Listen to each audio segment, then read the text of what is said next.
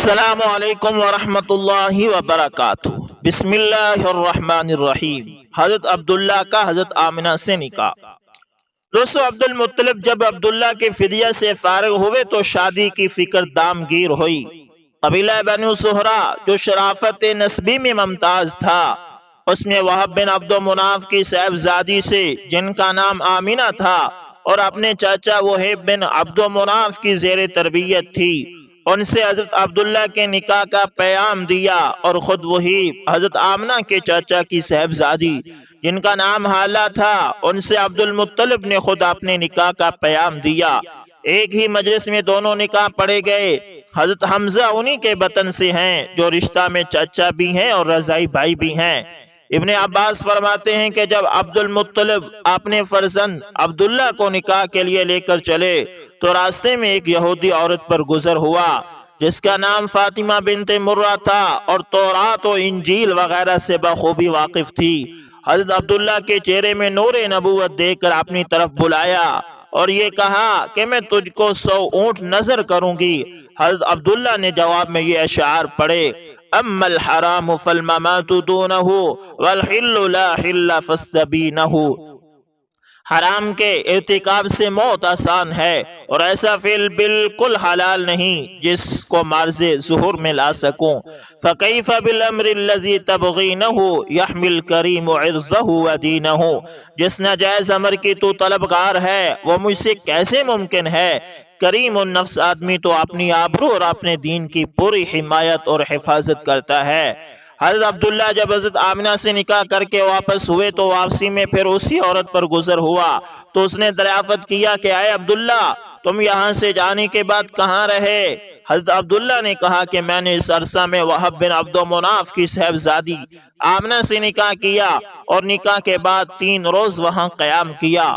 اس یہودی عورت نے سن کر یہ کہا کہ واللہ میں کوئی بدکار عورت نہیں، تمہارے چہرے میں نور نبوت کو دیکھ کر یہ چاہا تھا کہ یہ نور میری طرف منتقل ہو جائے، لیکن اللہ نے جہاں چاہا وہاں اس نور کو ودیعت کر دیا۔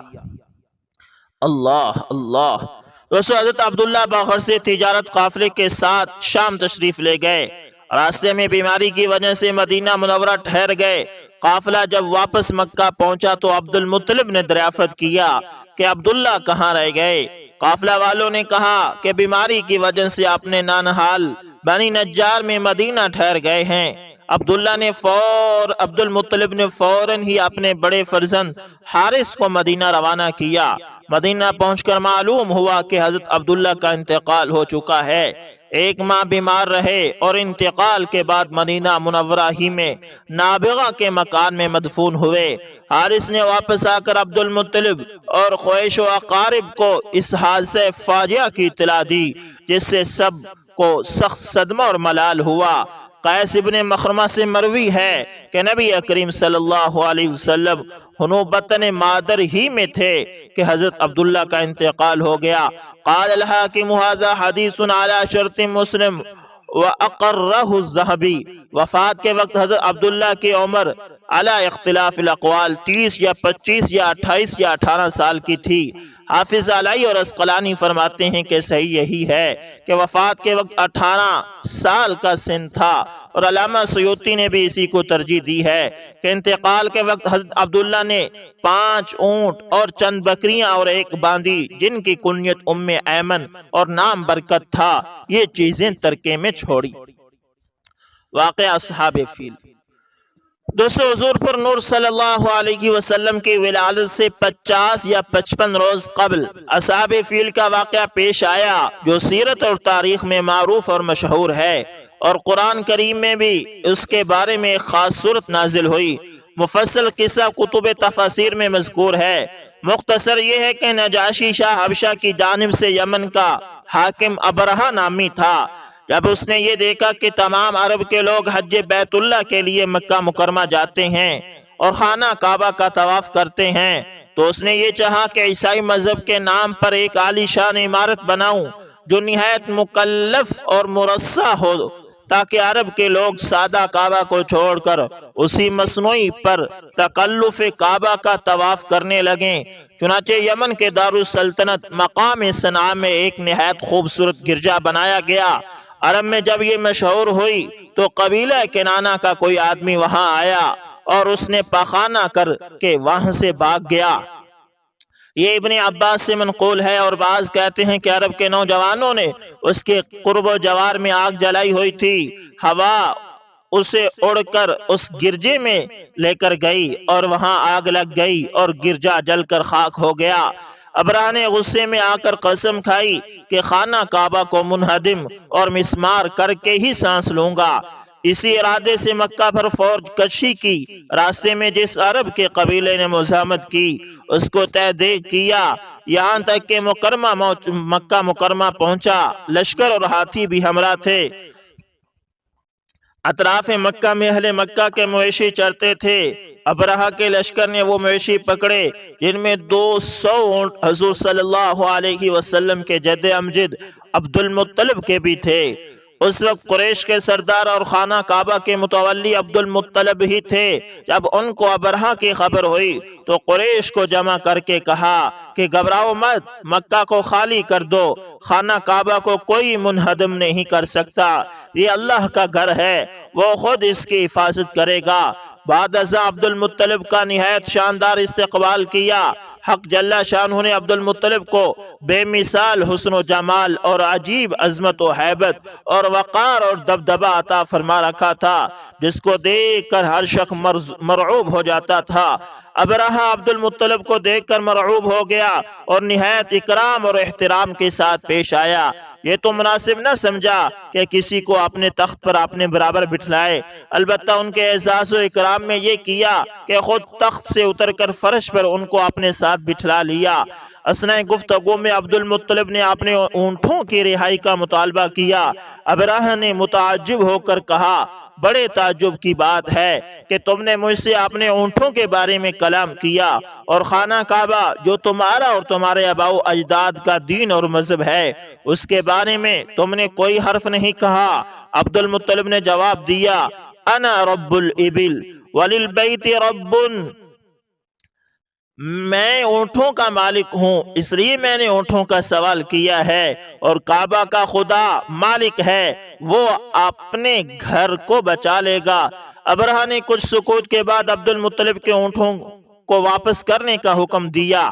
عبد المطلب اپنے اونٹ لے کر واپس آ گئے اور قریش کو حکم دیا کہ مکہ مکرمہ خالی کر دیں، اور تمام اونٹوں کو خانہ کعبہ کی نذر کر دیا، اور چند آدمیوں کو اپنے ہمراہ لے کر خانہ کعبہ کے دروازے پر حاضر ہوئے، اور سب گڑ گڑا کر دعائیں سب نے مانگی۔ عبد المطلب نے اس وقت یہ دعائیہ اشعار پڑھے تھے، اللہم ان المرء یمنع رحلہ فامنع رحالک، اے اللہ بندہ اپنی جگہ کی حفاظت کرتا ہے، پس تو اپنے مکان کی حفاظت فرما، وانصر علی آل الصلیب وعابدیہ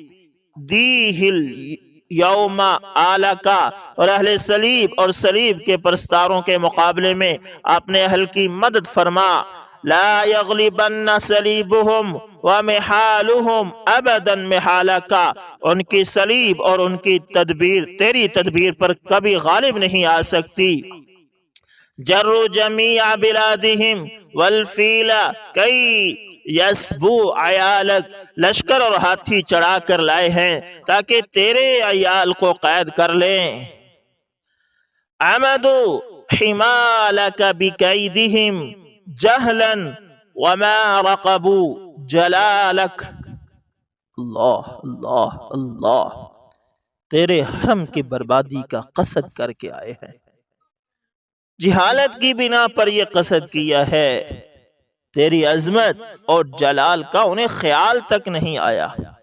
اللہ اکبر، یہ وہ کلمات تھے اور یہ وہ دعا تھی جو حضرت عبد المطلب آپ صلی اللہ علیہ وسلم کے جد امجد خانہ کعبہ کے پاس لوگوں کو لے کر اللہ کے سامنے گڑ گڑا رہے تھے کہ اللہ اس گھر کی اب آپ نے ہی حفاظت کرنی ہے، آپ کے سوا اس گھر کی کوئی حفاظت نہیں کر سکتا۔ تو دوستو بات چل رہی تھی، عبد المطلب دعا سے فارغ ہو کر ماں اپنے ہمراہیوں کے پہاڑ پر چڑھ گئے اور ابرہہ اپنا لشکر لے کر خانہ کعبہ کے گرانے کے لیے بڑھا۔ یکا یک بحکم خداوندی چھوٹے چھوٹے پرندوں کے غول نظر آئے، ہر ایک کی چونچ اور پنجوں میں چھوٹی چھوٹی کنکریاں تھی جو دفعتاً لشکر پر برسنے لگی۔ خدا کی قدرت سے وہ کنکریاں گولی کا کام دے رہی تھی، سر پر گرتی تھی اور نیچے نکل جاتی تھی، جس پر وہ کنکری گرتی تھی وہ ختم ہو جاتا تھا۔ غرض یہ کہ اس طرح ابرہہ کا لشکر تباہ اور برباد ہوا۔ ابرہہ کے بدن پر چیچک کے دانے نمودار ہوئے، جس سے اس کا تمام بدن سڑ گیا اور بدن سے پیپ اور لہو بہنے لگا۔ یہ کے بعد دیگرے ایک ایک عضو اس کا کٹ کٹ کر گرتا جاتا تھا۔ بالآخر اس کا سینہ پھٹ پڑا اور دل بہر نکل آیا اور اس کا دم آخر ہوا۔ جب سب مر گئے تو اللہ نے ایک سیلاب بھیجا جو سب کو بہا کر دریا میں لے گیا۔ فَقُطِعَ دَابِرُ الْقَوْمِ الَّذِينَ ظَلَمُوا وَالْحَمْدُ لِلَّهِ رَبِّ الْعَالَمِينَ۔ ارہاس۔ دوستو یہ آسمانی نشان نبی آخر الزمان کی آمد غیبی کا اشارہ اور غیبی اعلان تھا۔ قریش کی یہ غیبی نصرت اور حمایت فقط اس لیے تھی کہ نبی آخر الزمان جو ان قریب اس عالم میں آنے والے ہیں، یہ ان کا قبیلہ اور کنبہ ہے اور وہ اللہ کے قبلہ کے متولی اور محافظ ہیں، اس لیے بطور خرق عادت ان کی مدد فرمائی، ورنہ مذہبی حیثیت سے شاہ حبشہ اور شاہ یمن قریش مکہ سے بہتر تھے، اس لیے کہ قریش مشرک اور بت پرست تھے اور اہل یمن اور اہل حبشہ اہل کتاب اور عیسائی تھے۔ معلوم ہوا کہ قریش کی یہ غیبی نصرت اور بیت اللہ کی فوق العادت حفاظت، یہ سب حضور پر نور صلی اللہ علیہ وسلم کی ولادت با کرامت کی برکت اور بشارت تھی۔ دعوی نبوت کے بعد نبی کے ہاتھ پر جو امر خارق عادت ظاہر ہو اس کو معجزہ کہتے ہیں، اور جو خوارق نبی کی ولادت کے قریب ظاہر ہوں وہ ارہاس کہلاتے ہیں۔ ارہاس کے معنی بنیاد کے ہیں، چونکہ اس قسم کے خوارق نبوت کے مبادئ اور مقدمات ہوتے ہیں، اس لیے ان کو ارہاس کہتے ہیں۔ ابرہہ کی لشکر کشی اور پھر اس کی تباہی اور بربادی کا یہ واقعہ ماہ محرم الحرام میں پیش آیا، جبکہ حضور صلی اللہ علیہ وسلم کی ولادت بسعادت کا زمانہ بالکل قریب آ چکا تھا۔ اس زمانے میں جو اس قسم کے خوارق ظاہر ہوئے وہ سب آپ کی نبوت کے ارہاسات یعنی علامات اور نشانات تھے۔ اس واقعے کے 50 روز بعد حضور پر نور صلی اللہ علیہ وسلم کی ولادت بسعادت ظہور پذیر ہوئی۔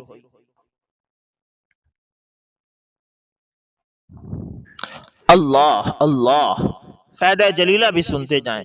تو سو قال الماوردی فی کتاب اعلام النبوہ وَإِذَا اُخْتُبِرْتَ حَالَ نَسَبِهِ صلی اللہ علیہ وسلم وَعَرَفْتَ طَهَارَةَ مَوْلِدِهِ عَلِمْتَ أَنَّهُ سَلَالَةُ آبَاءِ كِرَامٍ لَيْسَ فِيهِمْ مُسْتَرْزَلٌ بَلْ كُلُّهُمْ سَعَادَةٌ قَادَةٌ وَشَرْفُ النَّسْبِ وَطَهَارَةُ الْمَوْلِدِ مِنْ شُرُوطِ النَّبُوَّةِ۔ انتہا۔ ماوردی اپنی کتاب اعلام النبوہ میں فرماتے ہیں کہ اے مخاطب، جب تو نے آپ صلی اللہ علیہ وسلم کے نسب مطیب کا حال معلوم کر لیا اور آپ صلی اللہ علیہ وسلم کی طہارت نسب کو خوب پہچان لیا تو ضرور اس بات کا یقین کر لے کہ آپ صلی اللہ علیہ وسلم آبائے کرام اور اجداد عظام کا سلاسلہ اور خلاصہ ہیں، اور کوئی شخص بھی آپ کے سلسلہ آبا میں رذیل اور کمینہ نہیں، سب کے سب سردار اور سید اور قائد ہیں، اور شرافت نسب اور طہارت ولادت شرائط نبوت میں سے ہیں۔ حضور صلی اللہ علیہ وسلم کے تمام آباء و اجداد اپنے اپنے زمانے کے عقلاء اور حکماء اور سادات عظام اور قائدین کرام تھے۔ فہم و فراست، حسن صورت اور حسن سیرت، مکارم اخلاق اور محاسن اعمال، حلم اور بردباری اور جود و کرم اور مہمان نوازی، اس سب میں وہ یکتا روزگار تھے، یکتا زمانہ تھے، ہر عزت و رفت اور سیادت و جاہت کے ماوا اور ملجا تھے، اور سلسلہ نسب کے آبائے کرام میں بہت سو کے متعلق احادیث مرفوعہ اور اقوال صحابہ سے معلوم ہو چکا ہے کہ آپ کے جو آبا و اجداد تھے، جو بڑے بڑے تھے، وہ ملت ابراہیمی پر تھے، جیسا کہ پہلی ویڈیوز کے اندر بھی گزر چکا ہے۔ اور جن آبا و اجداد کے ملت ابراہیمی پر ہونے کی حدیث میں تصریح نہیں، ان کے احوال ان کے صحیح الفطرت اور سلیم الطبعیت ہونے پر صراحتاً دلالت کرتے ہیں۔ تو دوستو، یہ تھی آج کی ویڈیو۔ آپ صلی اللہ علیہ وسلم کی ولادت با سعادت سے جو پہلے واقعات پیش آئے تھے، ان میں سے ایک واقعہ صحابہ فیل کا آپ کے ساتھ شیئر کیا ہے، اور اسی طرح ہم صلی اللہ علیہ وسلم کے والد گرامی حضرت عبداللہ کی نکاح اور شادی کے بارے میں گفتگو ہوئی ہے۔ یہ سیرت کا سلسلہ شروع کیا ہوا ہے، آج سے پہلے بھی جتنی ویڈیوز اپلوڈ ہو چکی ہیں اسے بھی دیکھیں، اور آگے مزید ہمارے ساتھ جڑے رہیں۔ انشاءاللہ سیرت پر مکمل اور مدلل انشاءاللہ ہم گفتگو کریں گے آگے آنے والی ویڈیوز میں۔ دوستو، ملتے ہیں کسی نیکسٹ اچھی سی ویڈیو کے اندر، تب تک کے لیے اللہ حافظ۔